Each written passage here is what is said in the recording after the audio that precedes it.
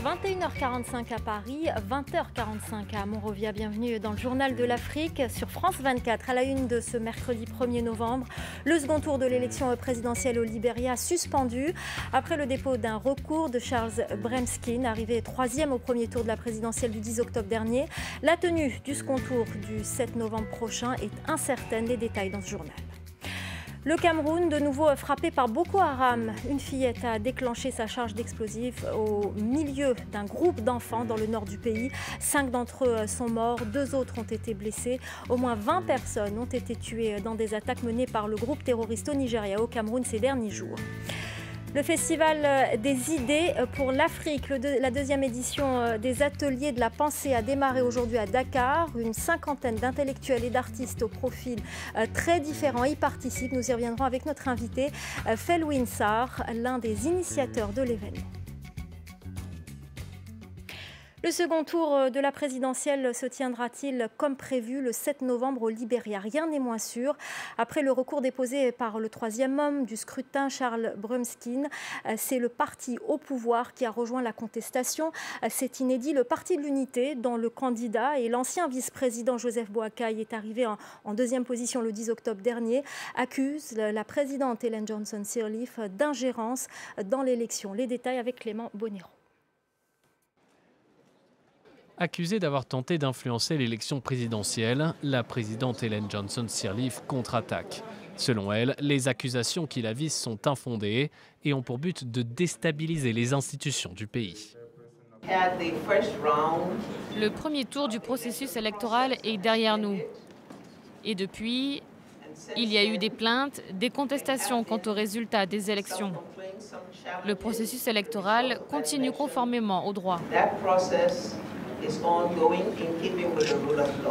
Le second tour de l'élection présidentielle prévu le 7 novembre verra s'opposer l'ancien footballeur George Weah et le vice-président Joseph Boakai, tous deux arrivés en tête du premier tour avec respectivement 38 et 29% des voix. Charles Bremskin, le candidat du Parti de la Liberté, arrivé troisième, conteste pourtant ces résultats et a déposé plainte auprès de la commission électorale. Selon lui, le scrutin a été entaché d'irrégularités et de fraude.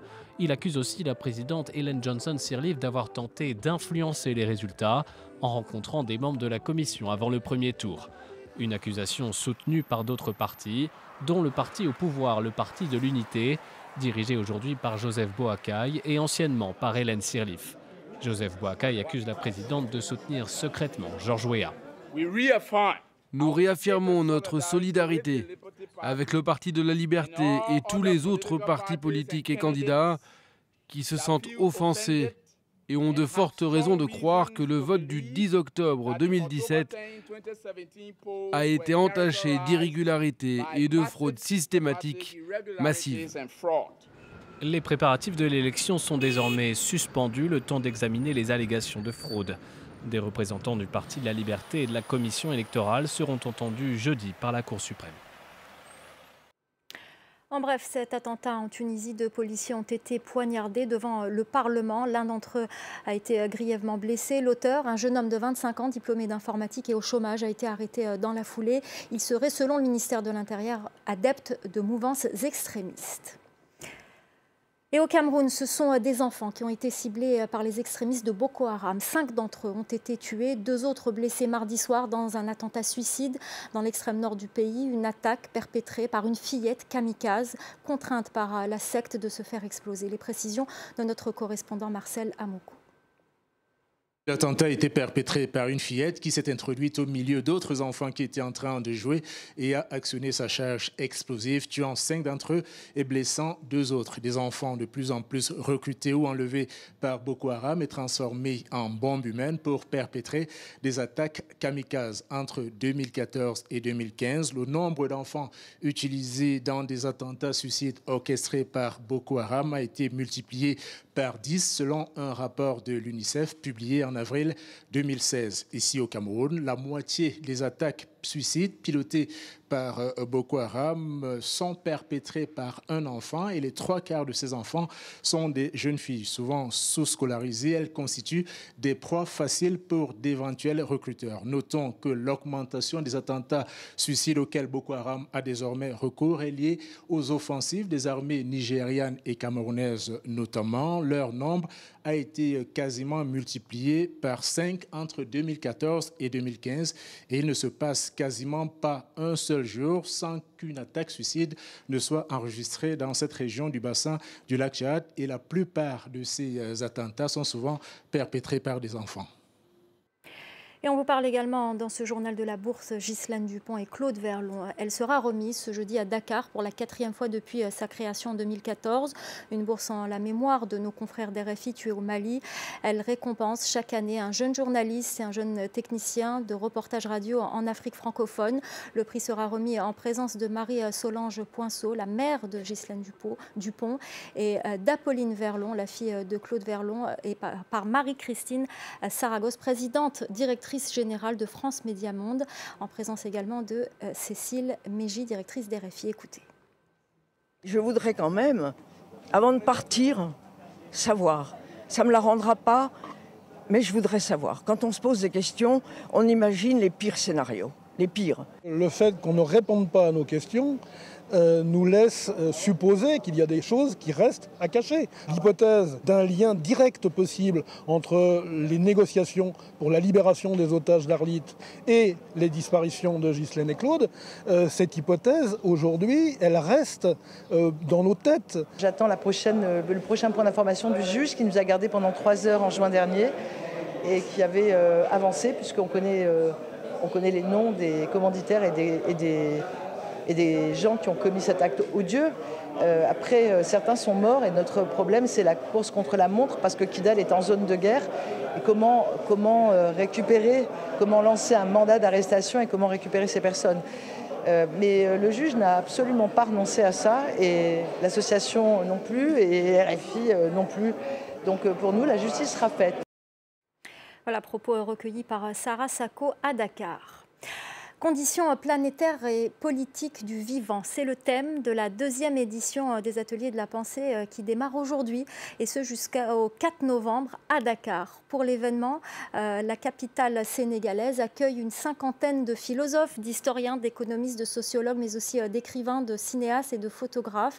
Ils mèneront une réflexion pour l'Afrique et même au-delà. Pour en parler, nous retrouvons Felwine Sarr. Vous êtes avec nous en direct de Dakar. Vous êtes aussi l'un des initiateurs avec Achille Mbembe de cet événement. Merci de répondre à nos questions. Tout d'abord, pourriez-vous nous présenter l'événement brièvement ? En fait, on organise la 2e édition des Ateliers de la Pensée à Dakar, qui est une rencontre annuelle de philosophes, de penseurs, d'artistes qui décident de prendre en charge les problématiques qui nous semblent urgentes relatives au continent, mais aussi plus que le continent et sa place dans le monde, les questions urgentes de notre condition planétaire. Et durant 4 jours, nous avons des sessions en atelier, au cours desquelles différentes thématiques sont débattues. Et nous organisons la nuit, ce qu'on appelle des nuits de la pensée, au cours desquelles on invite le grand public à débattre avec les invités. Quels sont les enjeux de cette 2e édition ? Les enjeux de ces 2e éditions, c'est déjà d'ancrer une scène intellectuelle africaine. C'est-à-dire qu'à partir de l'Afrique, on prend en charge, du point de vue de la pensée et de la sensibilité, des questions de l'heure et des questions globales. Le continent, généralement, est perçu comme étant dans une position de recevoir. Il est sujet de l'aide publique au développement, il est sujet d'un certain nombre de régimes d'octroi. Cette fois-ci, dans cet espace-là, il compte se déployer et contribuer, donc apporter sa part de réflexion dans les enjeux globaux et une réflexion pour elle-même et une réflexion pour ce qui se joue aussi de manière globale et importante pour tout le monde. Alors comment des personnalités aussi différentes arrivent-elles à fusionner leurs pensées ? C'est ça le grand défi. Le défi, c'est d'y aller ensemble. C'est d'essayer de faire éclore un pensée ensemble dans ces complémentarités. Je veux dire, la différence, elle apporte de la diversité et de la complémentarité, mais aussi dans ces tensions.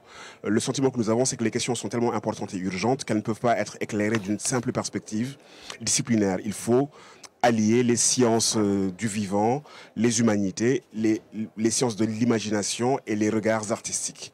Et c'est cette pluralité de perspectives qui, de notre point de vue, enrichit le propos et enrichit la réflexion et la pensée. Alors vous dites le renouvellement de la pensée critique passe par les imaginaires. Pardonnez-moi, mais cela paraît tout de même un peu abstrait. En quoi ces ateliers peuvent-ils rapidement, à court terme et concrètement changer la donne sur le terrain ?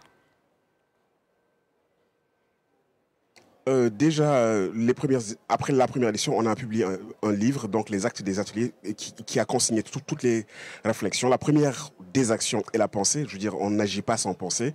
Et pendant 50 ans, nous avons agi dans tous les sens. Et peut-être fallait-il faire une pause et interroger les catégories à travers lesquelles nous agissions. Je veux dire, il y a une sorte de désir court-termiste d'avoir une visée concrète, alors qu'on est dans un continuum. Rien de fondamental ne se fait dans un temps long, sans une réflexion approfondie. Et c'est ça que nous avons l'ambition de mener. Les résultats des réflexions seront dans des formats divers et seront reversés dans l'espace public. Et mieux les citoyens sont informés des enjeux, mieux ils peuvent exercer un contrôle démocratique et mieux les politiciens ou les politiques seront obligés de prendre en compte le résultat de la réflexion dans leur action.